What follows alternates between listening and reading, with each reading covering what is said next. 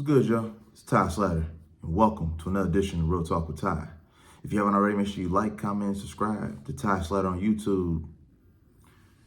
Follow me on Ty Slatter on all social media platforms, and make sure you tune in to Late Night Vibes with Ty, Monday through Friday, 12 a.m. to 2 a.m. Eastern Time on TikTok Live, where I play classic R&B and we have great conversation. Let's get into it. Fresh off the presses, as of February 18th, UMG, Universal Music Group, signed a multi-year licensing and service agreement with Even. If you're not familiar with Even, it's a platform that independent artists and even artists that are on labels, if their labels allow them to, are able to have a direct-to-consumer relationship with their fans and be able to give them exclusives. It's a direct-to-fan resource. So I want to break down what this means on paper and what it means as an independent artist myself. So here's the deal. Even is partnering with UMG, Universal Music Group, part of the Big Three, by the way, keep that in mind, to serve as a direct-to-fan resource for UMG's labels and artists. So all the subsidiaries under the umbrella of Universal. It's for them to be able, all the artists underneath that umbrella, no matter what subsidiary or smaller label, indie label, or vanity label that they're signed to that's under the umbrella of Universal Music Group, and now has access to use Even. Okay, the purpose of this deal, they say the agreement provides UMG artists with tools to engage superfans such as exclusive content, community features, and the ability to sell merch and music directly to fans before streaming releases. So to get you the drops, get you pre-orders, singles that they want you to hear before you actually purchase an album, things like that. Again, it's supposed to reel in more consumers because you have a direct engagement and a direct relationship and connection from the artist to the fan base. The partnership is part of UMG's broader strategy going into 2026, because they're acquiring a bunch of different smaller companies and platforms to focus on super fan monetization, which also included a recent minority stake acquisition in the platform Stationhead. What does this mean for independent artists? Don't be fooled, it's a bait and switch, in my honest opinion. The best way to be successful as an independent artist is still the same model, direct to consumer. Understand that labels have been losing money for decades now. So they're trying to find a way to sink their teeth into this direct-to-consumer model that's been working for independent artists. Because think about it, back to the video I just did about DistroKid's buyout.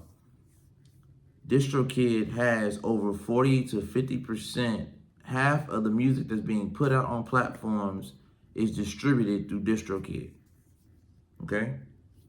Independent artists are in that 40%. We're controlling the masses, and we don't even realize our own buying power, selling power, just power in general, because we're so used to labels being over artists, because artists sign contracts without reading, and they sign away their publishing, perpetuity, licensing. They sign away their rights to their own works and intellectual property when they sign their contracts, because they usually don't have a lawyer present, or the lawyer is a conflict of interest lawyer, because the lawyer actually works for the label and the label appointed that lawyer to make it look like it's legit business, when really the lawyer is getting their cut from the label based on the contract and the percentages that they set for the lawyer within that contract that you more likely didn't read. And now the lawyer's getting paid, the label's getting paid, the publisher's getting paid, but the artist is getting pennies on the dollar, which is ironic because pennies are discontinued in the United States. So, I mean, are you really getting pennies at this point? Like, think about it. Put it in that perspective. The old phrase is pennies on a dollar when pennies are discontinued. So now, if you're not getting a dime per record, like the old traditional slave ancient contracts, you're literally not getting a dime per album, because if you're not getting a nickel, you're not getting anything, because the nickel is the new penny. In a sense, that's the smallest coin being produced in the United States. So, not to get off track, the bottom line is, I think it's a bait and switch. I think the Big Three is trying to find a way to get in on the direct-to-consumer movement that's been working, the DIYers, We have created a movement. Artists are waking up. They're again, like I say in all my other videos pertaining to this particular topic, I'm always gonna go back to the Cardi B bodega setup she did last year for her album release, selling vinyl, CDs in New York with the people, for the people, by the people, like she's not a celebrity, not multi-millionaire, okay?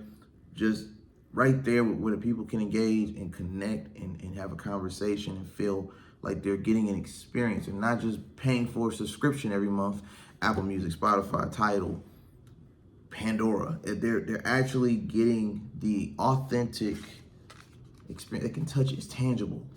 You can spend it. $10 and it's yours for life. You own it. You own the property. You own a product. By the way, go get the Don. The link is in the bio. At the end of the day, I'm not falling for this. I think it's a bait and switch. I think the major players are trying to get in on something that they know they were on the outside looking in, watching artists start to get paid for what's rightfully theirs. And I think they're catching on to it, and they found a way to loop right back in and spin the block and say, look, we want in. We lost a lot of money. We screwed up. When the streaming thing was a banana and tailpipe operation, we screwed up letting the streaming thing take over. We want in on these products. Stay independent. Same way Prince told Maya when Maya went independent before he passed away, and she in the announcement dropped, and he called Maya personally and said, that's great. Stay independent. I'm telling you, stay independent as much as you possibly can. If you like content like this, comment below your thoughts on UMG's acquisition of Even and the moves they're making to potentially buy out DistroKid, the biggest distributor of independent artists, by the way. And go get Ty Slatter's The Don. Support your boy. Coming to a city near you, coming to a venue near you. Get your copy today. The link is in the bio. This has been Real Talk with Ty. Don't forget to like, comment, and subscribe. Ty Slatter on all platforms. Late Night Vibes with Ty, TikTok Live, Monday through Friday, 12 a.m. to 2 a.m. Classic R&B and great conversation. Real Talk with Ty Live. Level up your lunch break. Monday through Friday, 12 p.m. to 2 p.m. TikTok Live. It's Ty Slatter signing off. And until next time, take care. What's good, everyone? This is Ty Slatter coming to you live from Vision Studios. And I want to make sure I invite you to come here to Real Talk with Ty. But on your way, make sure you like, comment, and subscribe to Ty Slatter on YouTube. Because this platform right here, just for you. So if you have a new album on the way, you got a new single that's booming, you got a new business that you're starting, or you feel like you got a story that needs a platform to inspire the next generation, we got you covered right here. Real Talk with Ty. We're waiting for you.